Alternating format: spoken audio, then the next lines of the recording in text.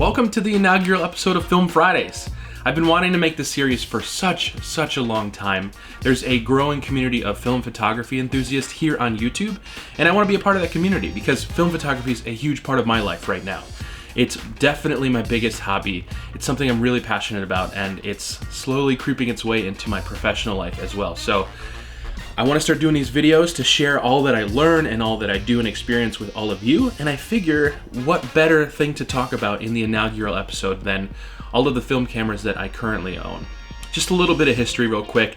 I have been shooting film basically my whole life, and over the last several years I've been switching back, well not back, but I've been picking up film photography again, and I've gotten way deeper into the film photography ecosystem than I ever did before, shooting tons of different formats and different types of cameras, and that's why I want to share this all with you. So before we get started, I want to thank today's sponsor, me. I paid for everything, so let's get started. So when I was a child, I was around 9 or 10, so it would have been around 1996 or so. My mom, my sister, and I were at the local drugstore, and I saw this camera. It had this flip-up flash, and so to me, a naive 9-year-old, I was like, oh my God, that's a professional camera. And so I begged my mom if I could get it. She said no, but about a week later, she allowed me to buy this camera, and I was ecstatic, and I had this camera all through my childhood. It's this Kodak Cameo Motor EX. It's not a professional camera at all. It's a point and shoot, and the flash I was talking about is that. As a kid that made it look professional, this thing is as simple as they come. It doesn't even focus. It's a fixed focus camera. Very basic, very simple. Unfortunately, this isn't the one that I grew up with. I can't find that one. It's somewhere at my mom's house, I'm sure, but it's lost in stuff. But I purchased this one about a year ago now for about $10 online, and I love shooting with it. It's so small, it can fit into my pocket, it can fit into a bag. I just do that, and then I take a picture. It's close to my heart because it was my first film camera that was mine. So I definitely wanted to talk about this one first because of its significance in my life. But I think the way I'm going to organize this is by type of camera. I think that'll make things easier. So let's get started with SLRs. I currently own 2 film SLRs. And for those of you that aren't aware, SLR is single lens reflex. It has a mirror that allows you to actually look. When you look through the viewfinder, you're looking through the lens itself. And so you can see exactly what the camera is going to see and what it's going to take a picture of. This is my second ever film camera that I bought for myself. This one I bought for myself, and I spent a lot of money on this when I was a teenager in high school. This is the Canon Rebel G2. It's by no means a professional camera, but at the time it was a huge upgrade for me because it's an SLR. This is a Quanta-Ray lens. It's nothing special. It does have macro, which was nice, but this camera was very basic. It was an entry-level SLR, but the photos it took, I loved. I loved the photos. I would just basically put it on program mode or auto and take photos, but I loved them, and this helped me a lot to get into photography more and more as I grew up, and put me to the point where I am right now, where I'm a professional photographer. So I love this camera. But this other SLR I own is one I bought about 2 years ago now. This is the Pentax K1000. This camera is famous for being used primarily with students, photography students in colleges and things like that. The main reason is that it's so robust and so durable. All metal body, basically. The lenses on these things, these Pentax lenses, are super sharp. I love this thing. It's my go-to SLR when I'm going out and I want a reliable camera that I know is going to take really great sharp photos. So if I'm testing out a new film and I just want to test out the film and not worry about the camera too much, this is what I take. You can find these pretty cheap because there's so many of them on eBay, so if you're interested and you're getting started in photography, highly recommend a Pentax K1000. It's a great camera. I completely forgot that I actually have a third SLR camera. This one does not have a removable lens, interchangeable lens, but this is the Zeiss Icon Contaflex, and this has a Synchro Compure lens. It's Carl Zeiss camera and lens. And I found this at a thrift store in Seattle, actually. It was only about 25 bucks, and this is a little bit more portable if I want to use an SLR but don't want to carry around a big camera. It is chunky, it's all metal, and so it's a little bit heavy, but you can see the lens is really short. So So far, I like this thing. I put one roll of film through it, I believe. I really like it, but I forgot that I had this SLR as well, so I wanted to include this. Now, let's switch to point and shoot cameras. Point and shoot film cameras is a dangerous world to get into because there's so many of them, and they're so cheap to find, depending on the camera, obviously, but if you go to thrift stores, the majority of what you're gonna find are old point and shoot cameras, and a lot of them still work. And so it's a really great way to get back into film photography, especially if you're not interested in like really learning about all the manual controls and things like that. If you just want to take film photos for the aesthetic of film photos, point and shoot cameras are the way to go. And the first one I'll talk about is my Olympus Stylus Epic Zoom 80 Deluxe. The Olympus Stylus series, especially the MJU, are really popular with people who are getting back into film photography because they're really reliable point and shoot cameras. That being said, the Mu cameras, the Olympus Stylus Epic Mu, are way overpriced because they're so popular. This one is the zoom one, and it has a zoom. As you can see, I love it because of that, and this I got online for about $30 on eBay. The next one I'll talk about is this one. This is a souvenir that I got. I do a lot of work for a record label called Sameplay Entertainment, and as a party gift for one of their parties, they had these reusable, it's basically a reusable disposable camera. So you can open it up, you can replace the film, but other than that, it's just plastic. It has a flash, which is great, but it's just a disposable camera. I don't have any film in here, so that it's not gonna wind the shutter. No controls at all, plastic lens, really crappy sort of shutter, but if you like that disposable aesthetic, these things are great. I don't know where you can buy one of these, and if I wanted to, I could also switch out the graphic that's back here behind this plastic, but it's fun to take out to parties. Really unreliable results, but plastic. What do you expect? The next one I'll talk about is this Fujifilm Tiara, or as this one's called, the Super Mini Zoom. It's the same thing. I bought this at a thrift store for about $6. Everything works on it except for the shutter, which is unfortunate. This is a really great film camera, a really great point and shoot. It's all metal. It's really loud though. There's one guy I know of in the UK that fixes point and shoots, but he said he didn't have the parts to fix it. So it's just a paperweight right now, but hopefully I'll have this fixed someday because I would love to use it. This is a different format. All of these are 35mm film, 135 film, but this one is a 110 camera. This is the Kodak Tele-Extra camera, and it uses 110 film, which is this format here. It's a little cartridge. You just pop in the back, and it's really simple. It has a telephoto lens and a wide lens, and you just press the shutter button, and then you advance the film like that. And then you point it and press the shutter, and you advance the film.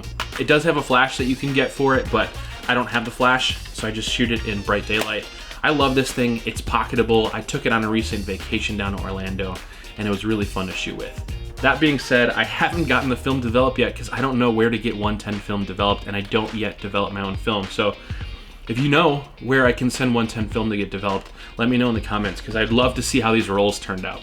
This next little camera I'm including in the point and shoot category because I don't really know what brand this is, what it's called. It doesn't say anything on it. But I got it at a flea market for about $2, and I'm pretty sure it uses 126 film. I'm not positive, but you basically it's got a little shutter. You look through this plastic thing on the top, and it's got the shutter here on the front, which does work. And then you just wind the film. I need to figure out how to load this with 35mm film. I've got a 3D printer, so maybe I can finagle something, but it was $2, so I bought it. It's cute, and it'd be cool to maybe test it out someday. The last point and shoot camera I want to talk about is something I purchased maybe about a week ago, and it's this SureShot Zoom XL by Canon. This thing is a beast. It is a point and shoot. It doesn't have very many manual controls, but when this camera was new, Canon bragged that the lens on this was just as good as their FD lenses, which were their standard lens system before they switched to EF lenses on their SLRs. So I haven't developed the rolls. I've taken 3 rolls film through this yet, which is not smart. You should take 1 roll of film, see how it turns out, and then move on from there. But I took 3 rolls of film.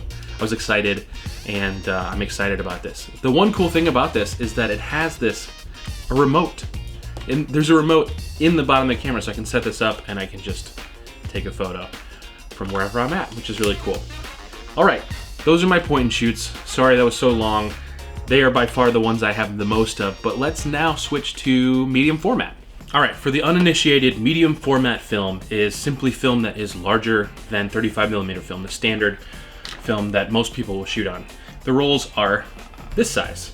So definitely larger negatives equals more quality, more resolution when you're scanning it. When I was growing up, I never shot medium format, but I really wanted to get into the medium. So about 2 years ago, a year and a half ago, I purchased this. This is, oh, there's film in here. There's film in here. This is the Kodak Brownie Hawkeye. This thing is essentially a point and shoot, but these things were super prevalent back in the day, I think in the 50s and 60s. You basically look through the top here, you line up your shot, and then you take a picture by clicking this button. I'm not gonna click it because, again, there's film in here. But there's no manual controls. It's just a box. You roll up your film inside of there, you take the photo, you roll it to the next one, you take your photo. This one is in really great condition. I bought it on eBay for about 25 bucks. You can find these everywhere. If you ever go to a flea market, even thrift stores, you can find these. Oftentimes they'll have a flash attached. It's a really great camera. The photos aren't sharp from edge to edge, but that's not the point of these things. They're point and shoot medium format cameras. So if you want to test out using medium format film, this is a great camera to get into, and plus it just looks really cool on a shelf. The next medium format camera I purchased after I fell in love with the format was this one. This is a Zenza Bronica ETR-SI. I did a ton of research around medium format. These are what I would call studio cameras. It's like a box.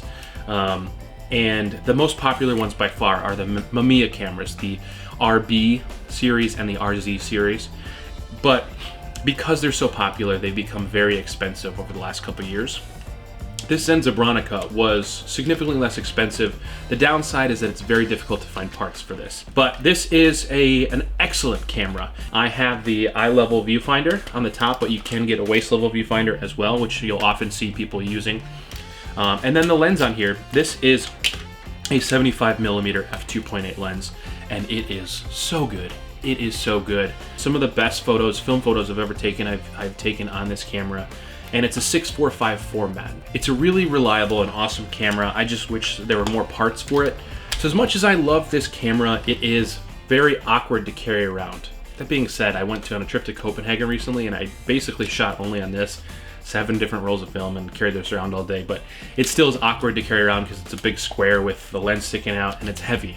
So I wanted something a little bit more portable. And what I bought after a ton of research, because I didn't want to spend a ton of money, was this. This is a Mamiya 6.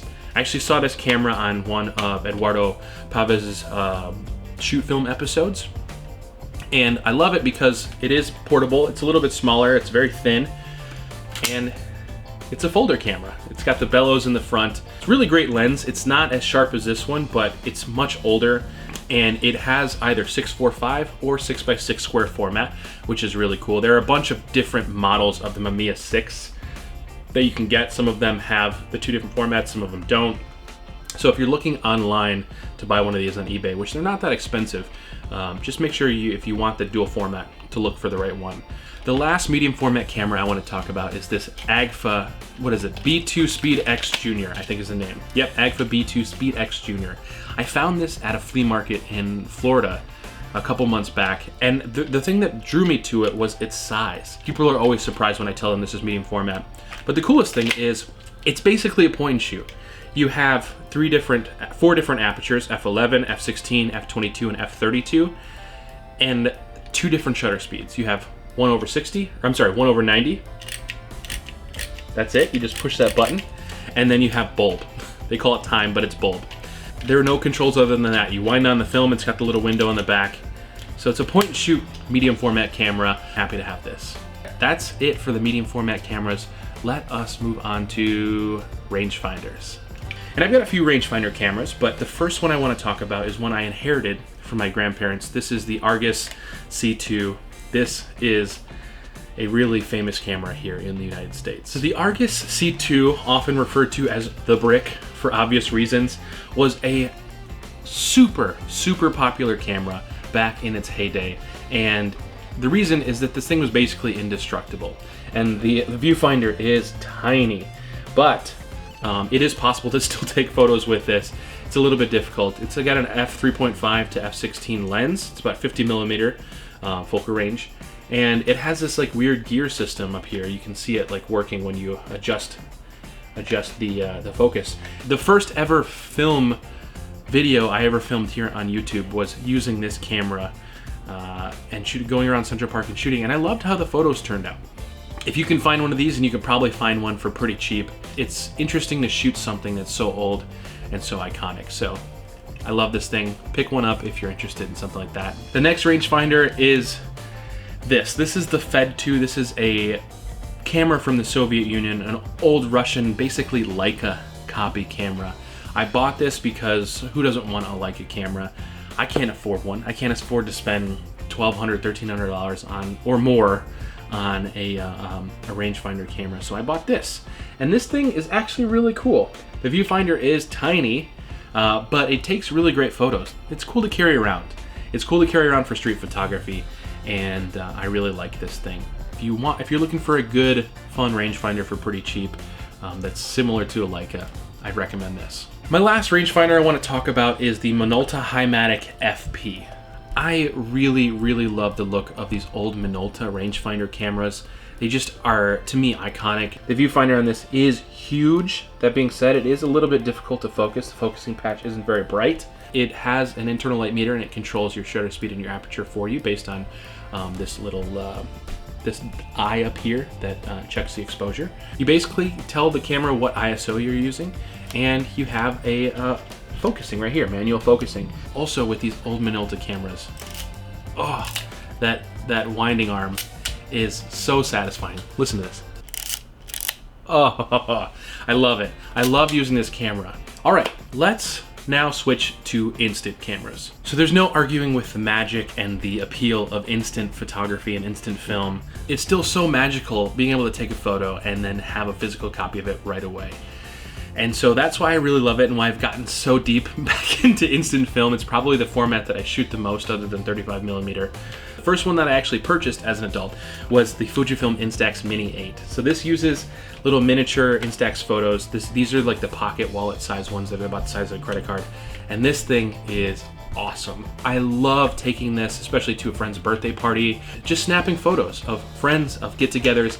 And especially at a birthday party, if you take all those photos and then give it to the person whose birthday it is, they love it. It's awesome having those memories right there. I bought this used on Amazon for about $35. I think new, they're closer to $70 or $80, but if you're looking to get into instant film, this is probably the best camera that you can get because the film is so cheap and this thing is so easy to use. The second instant camera I want to talk about is also by Fujifilm. It's an Instax camera, but this is the Instax Wide 300. My friend Tal, he actually purchased this for me for my birthday. Thank you, Tal. I love this thing. And it's very similar to the Instax camera, the Mini, but it shoots on wider film. Even though it's a little bit bulky, carrying this around New York and taking pictures of streetscapes and landscapes in that wider format is amazing. I love it. You can turn it to the side and take some cool portraits too. The film is, again, not too expensive. It's not as cheap as the Instax Mini, but it's still pretty cheap compared to the Polaroid film. Speaking of Polaroid, let's look at the cameras I have that are Polaroid cameras. This one is special. This has been surging in popularity again over the last couple years, but I think this is one of the best cameras, best designed cameras ever made. This is the Polaroid SX70. You're saying, how do you shoot with this thing? Well, you pull on the top, and you open that up, and you have a single lens reflex Polaroid camera. It uses SX70 film, which all of the Polaroid Originals film is about $19 for 8 photos, so it's very expensive. But this thing is so much fun to shoot on. I just love the form factor of this thing. I don't shoot with it that often, but when I do, people are always, their minds are blown when I pull this thing out of my pocket. The next one here is another iconic Polaroid line. This is a Polaroid land camera. This one's the Automatic 100. There are a ton of different models that you can get of the Polaroid land cameras, but they are folding cameras. They have the bellows you can see here. And this uses pack film. So this peel apart film, essentially you shoot on it, you pull it out, and it pulls the chemicals across, and you let it sit for a few minutes, and then you peel it apart, and you have an amazing print of a photo. The issue with that is that nobody makes a pack film anymore. No one makes that peel apart film. You can still find Fuji pack film, but it's becoming very expensive. I think a pack of 10 photos is now around $50. This I bought as a kit for $25 on eBay. People are selling them cheap because you can't buy that film anymore. But if you're willing to spend the money on the film, you can get one of these cameras for really inexpensive, and they take really great photos. The last instant camera I want to talk about is a relatively new camera to me, and it's something special. This is the Polaroid Mini Portrait. There are two versions of this made, one with 4 lenses, and this one has 2. But essentially, they use this to take mugshots or passport photos, and because it has 2 lenses, it takes, actually, you can take 2 photos on 1 frame. So you can get really creative with this. I haven't used it a ton yet, but I just love how bulky this thing is. When you pull this out, people are like, what the heck is that? And when you take photos and show them to them, it's again, another magical experience. It has a really powerful flash on top, so when you're taking portraits, you can take some really cool photos, but it's just a really cool format and a really unique one. And so I love using this thing, and I look forward to using it more in the future. All right, thank you guys for sticking around for so long. We have one more set of cameras to talk about, and that is Super 8 cameras, and then we'll be done. So let's do that. I love shooting on actual Super 8 film, which you can still buy. Kodak still makes it. A couple other companies still make it. And this camera is another one I inherited from my grandparents. This is the Canon Auto Zoom 814. It's a really great camera. It's got a zoom lens on here, and it does have a few manual controls, but other than that, it's very simple to use. Listen to that, I love that sound. This thing is a beast though. It's really heavy, it's all metal, and it's a little much to carry around. It's a really great camera. The only other Super 8 camera that I have is this Kodak XL55. I love the shape of this. It's the reason I bought it, because it looks like a pair of binoculars. If you're using this, it's super ergonomic to shoot with. The only issue is that these cameras, these old Kodak Super 8 cameras, even though they might be some of the best and designed cameras for consumers, Kodak use these really cheap plastic gears on the inside. And so even if you find one that's working, you could run it for maybe about a minute, then the gear just breaks. It has become so brittle since the 70s and 80s that they just snap. If I can get this thing working, it's gonna be awesome. I'd love to shoot with this, but if you find one of these, don't buy it, because the gear is either broken or it will break very soon. That being said, I love the way this thing looks and feels. I hope I can get it working again. So I lied, I have one more camera that I want to talk about that I just purchased last week. It's a novelty camera of the highest sort, and it's this guy. It's this Mickey camera. This is called the Micamatic. I think it came out in the 60s. And it uses 126 film, which you can't buy anymore, so I need to buy an adapter so I can put some 35mm film through there. But essentially, you just turn the film on the back, and then you push the shutter button and take a photo. You got a little viewfinder there, and the lens is Mickey's nose. I have no idea if this thing, the shutter still works, which is the most important part. I have no idea the quality of photos this is gonna take, but I mean, look at it. It's Mickey Mouse. It's Mickey Mouse's head. It's a camera. So I had to buy it. I got it for about $6. And so to me, it was totally worth it. I'm looking forward to shooting with this once I get some 126 film. I'm definitely gonna make a video about that experience. So keep an eye out for that. And also I wanted to mention, if you are curious to learn more about any of these cameras that I've talked about in this video, let me know. Let me know in the comments, and I might be able to do a dedicated video reviewing or talking about one of those specific cameras. I plan on doing more of these Film Fridays where I talk about specific film stocks, specific types of cameras, and different things like that. And so I'm excited about this. But thanks for sticking around through this whole thing. If you want to check out some of my photography that I've taken with these cameras, you can go to my main Instagram, which is just at CheckOutJacob. I have some film photos on there, but if you want just all film, go to my film Instagram, which is called Shoots on Film. All film there, and I talk about the film that I use and the camera itself. So this was great. I loved this. I loved talking about film, and I'm really looking forward to doing this more. If you like this as well, let me know by giving me a thumbs up. That really helps. And let me know in the comments what you want to see in the future in regards to film. I want to make it a tradition to end these Film Friday videos by suggesting another YouTube channel that talks about film or that is centered around film. And this week I want to recommend my friend Lou, who's also based here in New York City. He's up in the Bronx. Sweet Lou Photography is his channel, and he just makes really interesting informational and funny videos about photography in general, but a lot of the stuff on his channel is film specific. So go check him out, let him know I sent you, and say hi. And that's it for now. Thank you, as always, very much for watching and sitting through this very long video. I really appreciate it. And don't forget to create and explore. I'll see you in the next one. Bye.